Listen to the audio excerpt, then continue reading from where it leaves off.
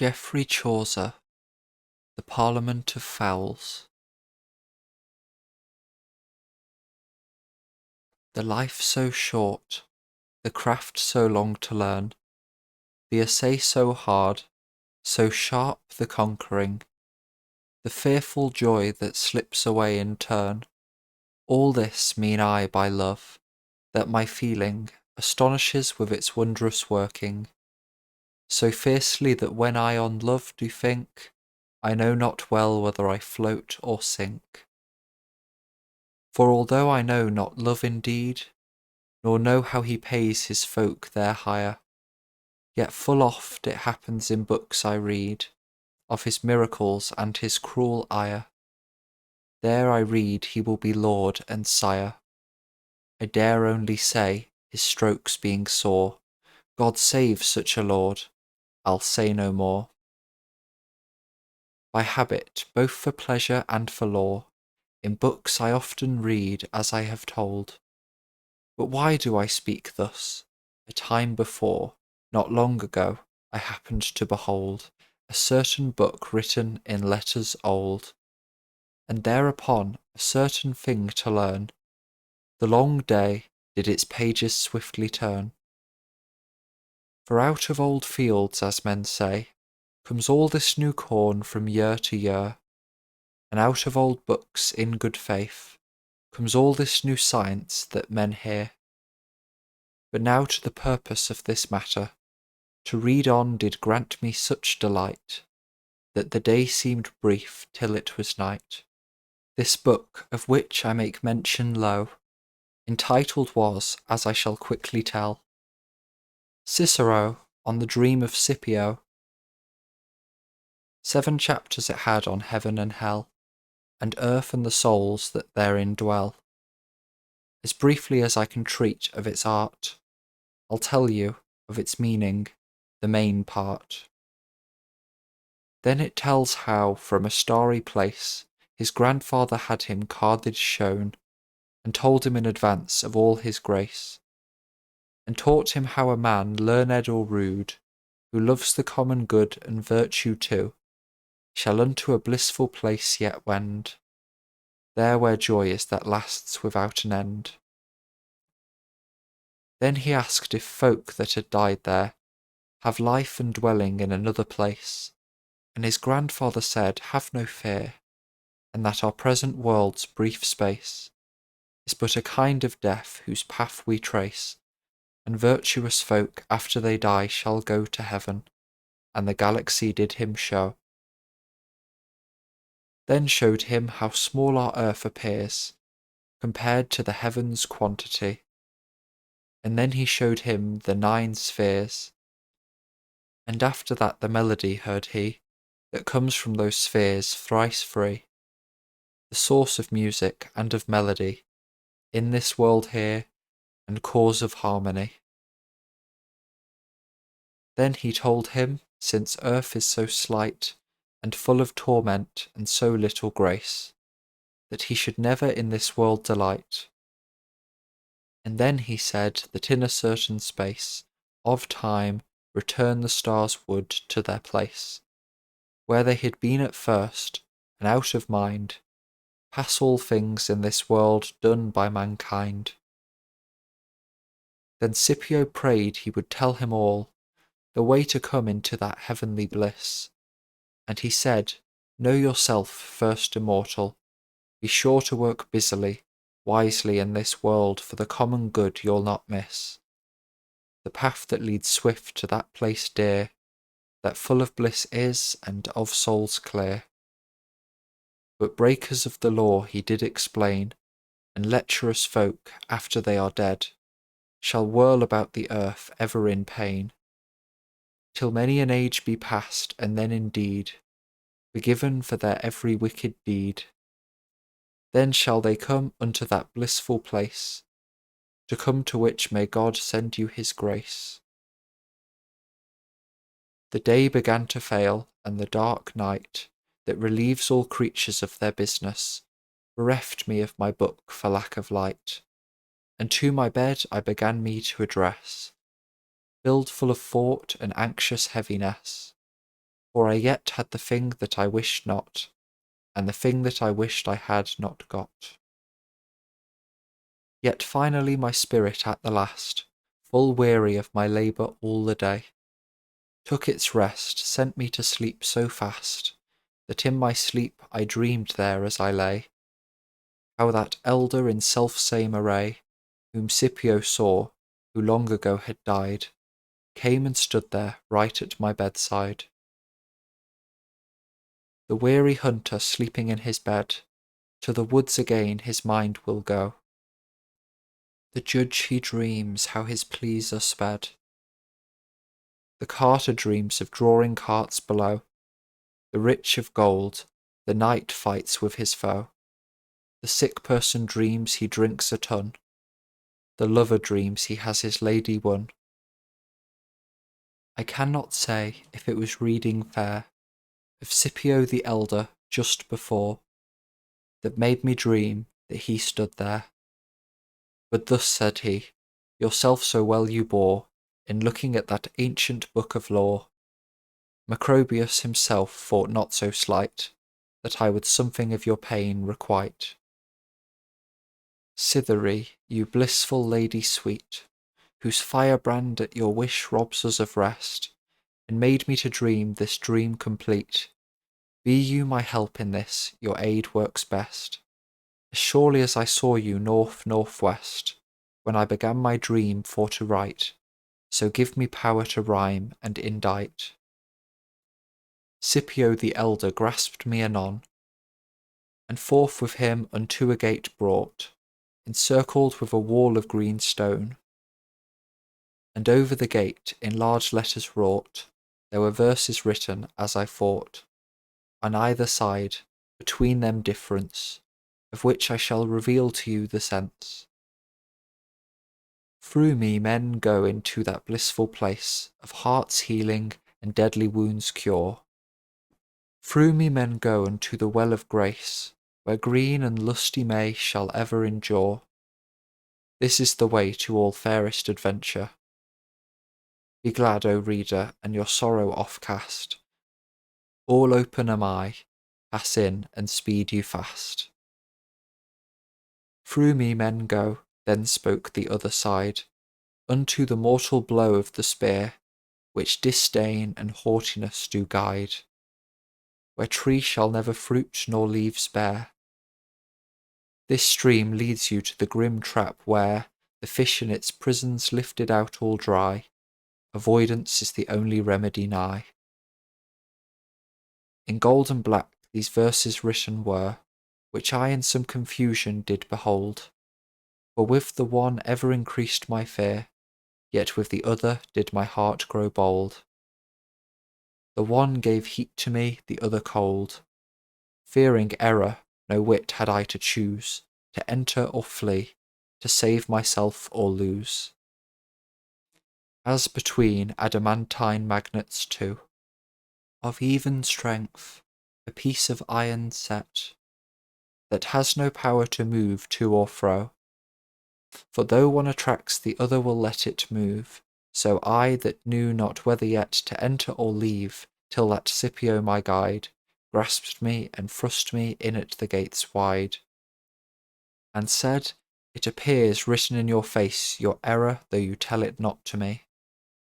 But fear you not to come into this place, since this writing is never meant for thee, nor any unless he love's servant be. For you for love have lost your taste, I guess, as a sick man has for sweet or bitterness. But none the less, although you are but dull, what you cannot do, you yet may see. For many a man that can't resist a pull, still likes at the wrestling for to be, and deems whether he does best, or he, and if you have the cunning to indite, I'll show you the matter of which you may write. With that my hand is his he grasped anon, from which I took comfort and entered fast. And Lord, I was so glad that I had done, for everywhere that I my eyes did cast were trees clad with leaves that always last, each of its kind, of colour fresh and green, as emerald that a joy 'twas to be seen. The builder's oak, and then the sturdy ash, the elm for pillars and for coffins meant, the piper's box tree, holly for whip slash, fir for masts, cypress deaf to lament, the yew for bows, aspen for arrows sent, olive for peace, and too the drunken vine, victor's palm, laurel for those who divine. A garden saw I, full of blossoming boughs, beside a river, through a green mead led, where sweetness ever more bountiful is, with flowers white, blue, yellow, and red, and with cold well streams, nothing dead, which are full of fish, small and light, with red fins and scales silver bright. On every bough I heard the birds sing, angelic voices in their harmony. Some their fledglings forth did bring, and little rabbits to their play went by. And further all about I did espy the fearful roe, the buck, the hart, the hind, squirrels and small beasts of noble kind. Instruments, their strings all in accord, I heard played with ravishing sweetness. That God, who maker is of all and Lord, never heard better, or so I guess. There with a breeze that could scarce be less, made in the leaves green noise soft, in harmony with the fowl's song aloft. The air of that place so temperate was, there was no awkwardness of hot or cold. There waxed every wholesome herb or grass, nor no man there is ever sick or old. Yet was their joy more 1,000-fold than man might tell, nor was it ever night, but ever clear day to every man's sight.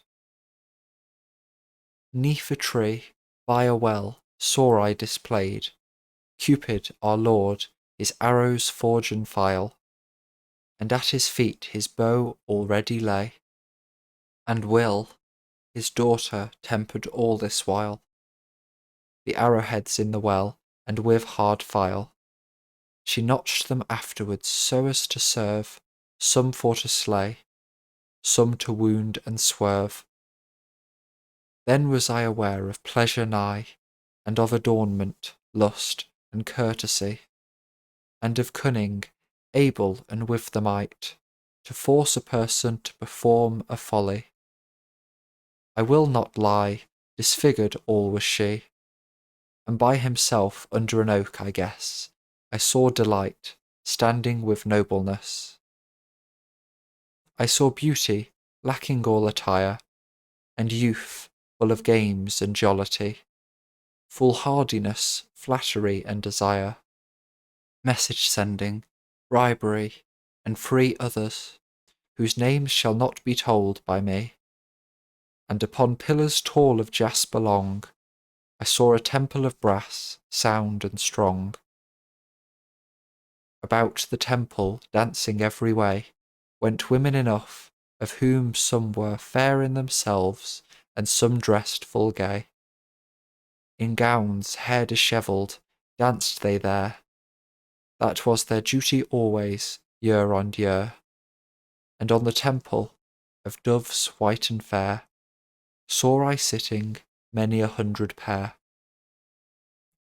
Before the temple door, full soberly, Dame Peace sat with a curtain in her hand, and beside her wondrous discreetly, Dame Patience sitting there I found, with pale face upon a hill of sand, and next to her within and without, promise and artfulness and their root.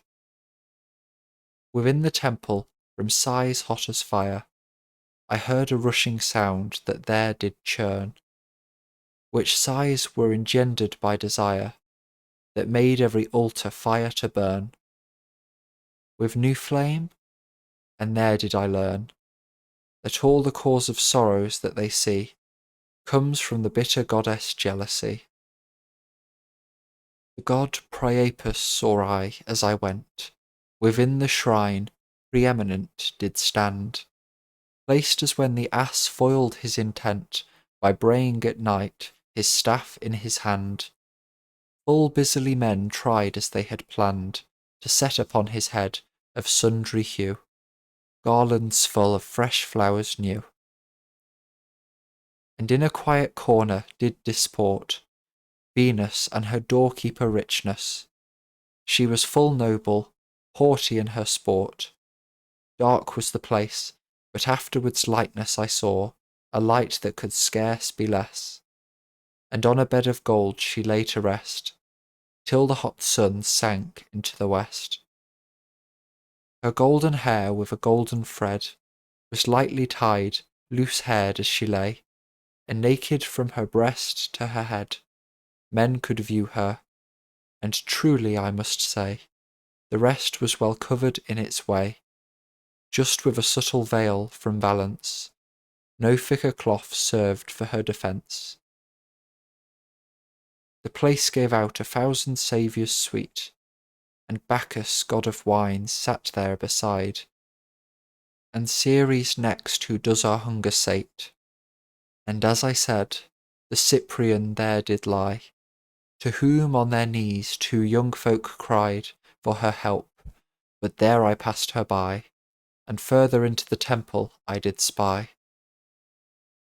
That all in spite of Diana the chaste, full many a broken bow hung on the wall, of maidens such as their time did waste in her service, and pictured over all, full many a story of which I shall recall. A few, as of Callisto and Atalanta, and many a maiden whose names I lack here. Semiramis, Candace, Hercules, Byblis, Dido, Thisbe, Pyramus, Tristram, Iseult, Paris, Achilles, Helen, Cleopatra, Troilus, Scylla, and then the mother of Romulus. All these were painted on the other side, and all their love, and in what way they died. When I had come again unto the place of which I spoke, that was so sweet and green, forth I walked to bring myself solace. Then was I aware there sat a queen, as in brightness the summer sun's sheen outshines the star, right so beyond measure was she fairer too than any creature. And in a clearing on a hill of flowers was set this noble goddess Nature. Of branches were her halls and her bowers, wrought according to her art and measure. Nor was there any fowl she does engender, that was not seen in her presence, to hear her judgment and give audience. For this was on Saint Valentine's day, when every fowl comes there his mate to take, of every species that men know, I say, and then so huge a crowd did they make, that earth and sea and tree and every lake was so full that there was scarcely space for me to stand, so full was all the place. And as Elaine, in his complaint of nature, describes her array and paints her face, in such array might men there find her. So this noble empress, full of grace, bade every fowl to take its proper place, as they were wont to do from year to year, on Saint Valentine's day, standing there. That is to say, the birds of prey on high were perched, then small fowls without fail, that eat, as nature does them so incline, worms, or things of which I'll tell no tale. And waterfowl sat lowest in the dale, but fowl that live on seeds sat on the green, so many there it was a wondrous scene. There might men the royal eagle find, who with his keen glance pierces the sun, and other eagles of a lesser kind, on which scholars love to run. There was the tyrant with his feathers done, and grey, I mean the goshawk who'll distress others with his outrageous greediness.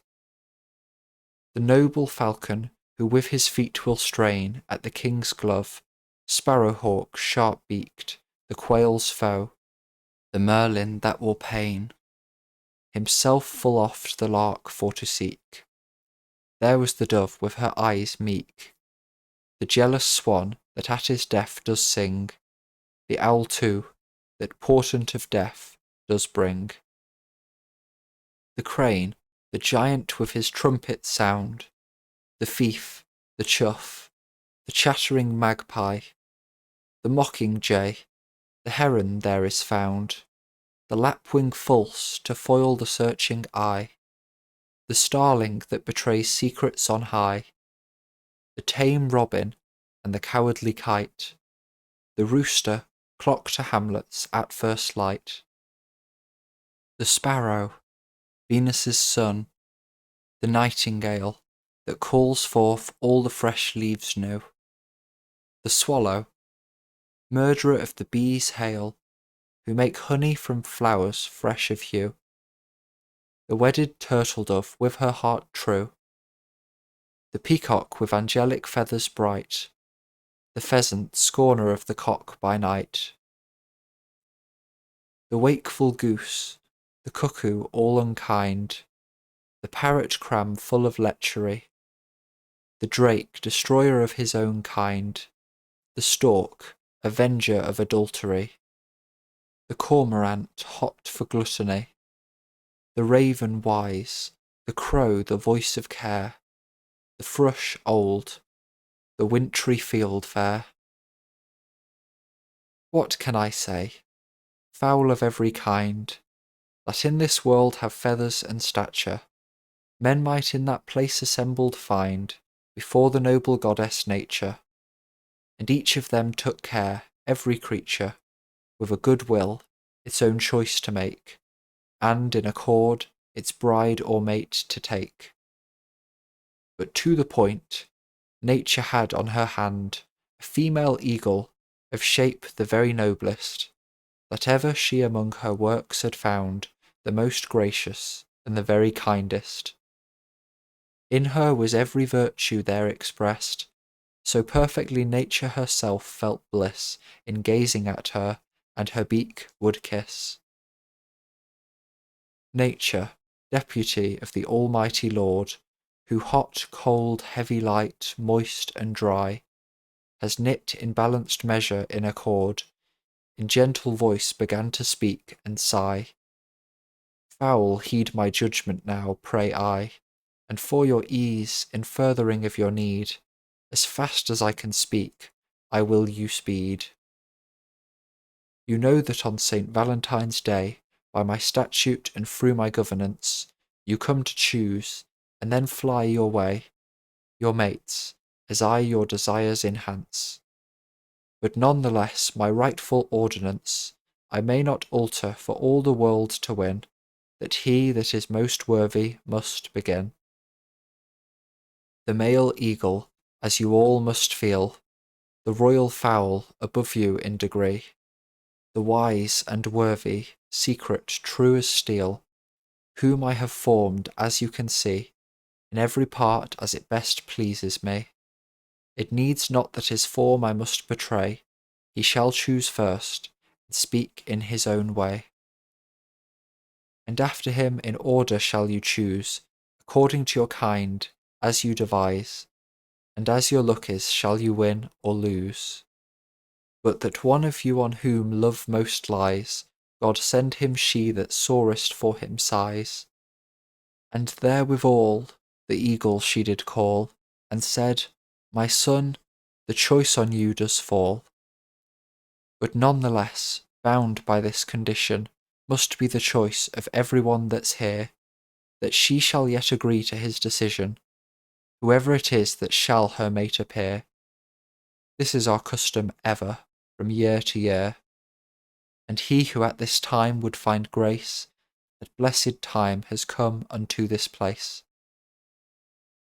With head inclined, humble without fear, this royal eagle spoke and tarried not. My sovereign lady, with no equal here, I choose, and choose with will and heart and thought, the female on your hand so finely wrought, whose I am all, and ever will serve her eye, do what she please, to have me live or die. Beseeching her of mercy and of grace, as she that is my lady sovereign, to let me die right now here in this place, for certain I'll not live long in such pain, since in my heart is bleeding every vein. Having regard only for my truth, my dear heart, for my sorrow show some ruth. And if that I be found to her untrue, I disobey, or am blindly negligent, boastful, or in time chase after new, I pray to you, on me be this judgment, that by these fowls I be all torn then, the very day that she should ever find I am false to her, or wilfully unkind. And since none loves her as well as me, though she never promised me her love, then she should be mine in her mercy, for I've no other claim on her to move. For never for any woe shall I prove faithless to her, however far she wend. Say what you wish, my tale is at an end. Just as the fresh, the red rose new, in the summer sunlight coloured is, so from modesty all waxed the blue of the female when she heard all this. She neither answered nor said aught amiss, so sore abashed was she, till nature said, Daughter, fear you not, I you assure. Another male eagle spoke anon, of lesser rank, and said, This shall not be. I love her more than you do, by Saint John, or at the least I love her as well as ye, serving her longer in my degree. And if she should have love for long loving, to me alone they should the garland bring. I dare state too, that if she finds me yet false, indiscreet, unkind, rebellious, or jealous, you may hang me by the neck. And if I do not fulfil in service, as well as my wits can, this promise, in all respects her honour for to save, take she my life, and all my goods, I pray. A third male eagle answered so, Now, sirs, you know we've little leisure here, for every fowl cries out to fly and go, forth with her mate, or with his lady dear, and nature herself would rather not hear, by tarrying here, half that I would sigh. Yet unless I speak, I must for sorrow die. Of long service I may offer nothing, yet it's as possible for me to die today, for woe, as he that has been languishing these 20 winters, and happen it may, that a man may serve better and more repay, in half a year, although it were no more, than some man does who has served a score. I say this not for myself, since I can do no service that may my lady please, but I dare state I am her truest man, and in my opinion best seek her ease. Briefly to speak, till death does me seize, I will be hers whether I wake or wink, and true in all that heart may bethink. In all my life since the day I was born, so noble a plea in love or anything, never heard any man but me before, as would be clear if any had the cunning and leisure to echo their way of speaking. And from the morning did their speech last, till downward went the sun wondrous fast. The cries of fowls now to be delivered rang out so loud, Have done and let us wend, that I thought all the woods to pieces shivered. Come on, they cried, alas you us offend, when will your cursed pleading have an end? How should a judge for either party move, a yea or nay, without a shred of proof? The goose, the duck, and the cuckoo also, keck, keck, cuckoo, Quack, quack, cried so high, that through both ears the noise did flow. The goose said, all this is not worth a fly, but find a remedy thereof can I, and I will give my verdict fair and swiftly, for waterfowl, whoever's pleased or angry. And I for worm-eaters, said fool cuckoo, for I will on my own authority, for the public good take up the charge now, since to free us quickly is great charity. You must abide a while yet, indeed, said the turtle-dove, if it's your will, that one may speak, who'd better shut his bill. I am a seed-eater, one of the unworthiest, as I well know, and little own to learning. But better it is a creature's tongue rest, than that he meddle in those doings, of which he can neither speak nor sing. And he who does so, his cause destroys, for a service not requested oft annoys. Nature, who had always kept an ear on the foolish murmuring behind, with eloquent voice said, hold your tongues there, and I shall soon, I hope, a method find, to release you, and from this noise unbind. I decree that every group on one shall call, to announce the verdict for you all. Agreeable to this same conclusion were all the fowls, and the birds of prey chose the first by open election. The male falcon to speak out and say all their judgments and adjudicate. And to nature himself he did present, and she accepted him with glad intent. The eagle spoke then in this manner, it were full difficult to prove by reason, who loves best this noble female here. Each so puts forward his justification, that none by argument may be beaten. I cannot see that arguments avail, then by battle it seems one must prevail. We're ready, the male eagles quoth anon. Nay, sirs, quoth he, if I may dare to say, you do me wrong, my tale is not yet done. For, sirs, take no offence of me, I pray. It may not, though you wish, happen this way. Ours is the voice whose decision is at hand, and the judge's judgment you must stand. And therefore peace, I say, so works my wit, that to me it seems that the worthiest, in knighthood whose longest practised it, highest in rank and of blood the noblest, were most fitting for her, if she so wished. And of these three she herself knows also, which that one is, since easy 'tis to know. The waterfowl had all their heads laid together, and, after short argument, when each of them had his large mouthful said, agreed truly, by mutual assent, that the goose, who was so eloquent, whoso yearns to pronounce what we agreed, shall tell our tale, and prayed her God-speed. And for these waterfowl then began the goose to speak, and in her cackling she said, peace, now take heed every man, and hear the judgment I shall forth bring. My wit is sharp, I hate all tarrying. I advise him, though he were my brother, unless she loves him, let him love another. Lo, here's a reason fitting for a goose, quoth the sparrow-hawk, never prosper she. Lo, such it is to have a tongue that's loose. Now, by God, fool, it were better for thee to have held your peace than show stupidity. It lies not in his wit, nor in his will, but true it is, a fool's tongue's never still. Laughter arose from the noble fowls all, and anon the seed-eaters chosen had the turtle true, and to them her did call, and prayed her to tell the plain truth of the matter, and say what she would do.